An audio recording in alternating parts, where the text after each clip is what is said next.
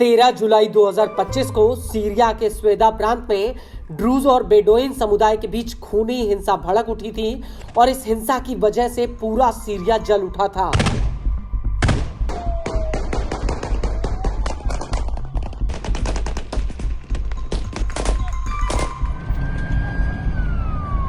और देखते ही देखते इजरायली एयरफोर्स ने दक्षिणी सीरिया पर बमबारी शुरू कर दी थी और इसी दौरान इजराइल के गोलन हाइट से हजारों ड्रूज युवा सीरिया में अपने रिश्तेदारों को बचाने के लिए कूद पड़े थे।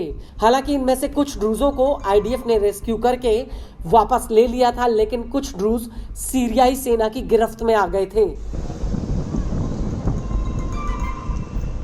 लेकिन जिस तरह से स्वेदा में इजराइल ने हमले किए, उसे देखकर कई जानकारों ने आरोप लगाया कि इजराइल स्वेदा को इजराइल में मिलाने की एक भूमिका तैयार कर रहा है और इसी वजह से जब सीरियाई सरकार ने इजराइल से बातचीत की तो उसके बाद ही सीजफायर का ऐलान हो पाया, जिससे साफ हो गया कि ड्रूजों के मामले में इजराइल की सीरिया के भीतर दखल अंदाजी कितनी प्रभावी हो गई है।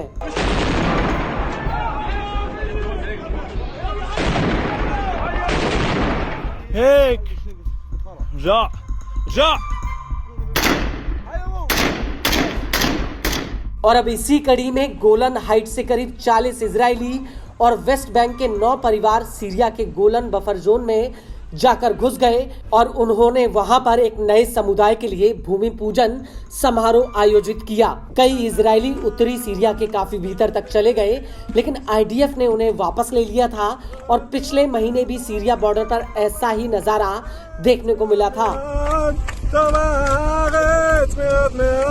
लेकिन अब सीरिया में जहां पर इन लोगों ने भूमि पूजन किया है, उस जगह का नाम इन लोगों ने नेव हाबाशन रखा है। सीरिया के एक शहर का नाम भी नेव है और यहाँ भूमि पूजन करने वाले इजरायली खुद को बाशन ऑफ पायनीर बुलाते हैं। इनमें से 7 युवा सीरिया के पूर्वी हिस्से में काफी अंदर तक चले गए थे। यहाँ पर इन लोगों ने इजरायली झंडा भी गाड़ दिया। हालांकि इजरायली सेना ने मौके पर पहुंचकर इन सभी को वापस इजराइल में ले लिया।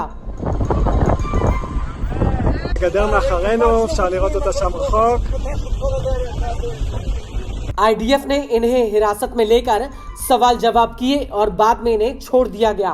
कई इजरायलियों का कहना है कि बॉर्डर के गेट खुले हुए थे और उन्हें नहीं पता था कि इसमें घुसना गैर कानूनी है।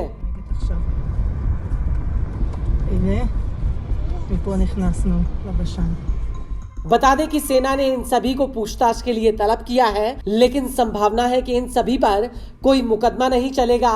वहीं इस पूरी घटना पर वेस्ट बैंक के एरियल इलाके के प्रोफेसर आमोस अजारिया का कहना है कि इसका उद्देश्य बाशन इलाके में यहूदियों की बस्तियों को बढ़ावा देना है। उनका कहना है कि हम नेव हाबाशन के शिलान्यास समारोह में आए थे, जिसका नाम यहाँ से करीब 14 किलोमीटर दूर स्थित एक सीरियाई समुदाय के नाम पर रखा गया है। इस क्षेत्र पर 1973 में कब्जा कर लिया गया था।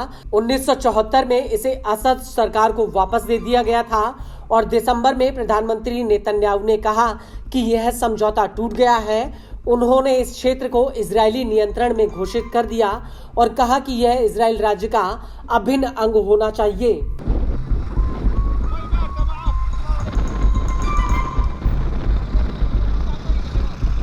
आमोस ने आगे कहा कि पूरा बाशन पीढ़ियों से इजराइल की जमीन का अभिन्न अंग रहा है।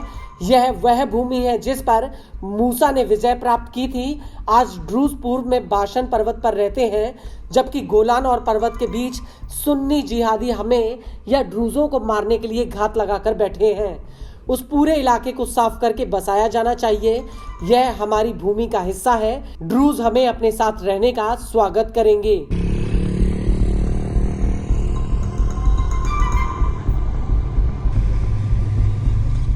आपको बता दें कि इजरायली पीएम नेतन्याहू कई बार ग्रेटर इजराइल का नक्शा दिखा चुके हैं, जिसमें मिडिल ईस्ट के बॉर्डर पूरी तरह से बदले हुए हैं और इजराइल एक विस्तृत रूप में नजर आ रहा है।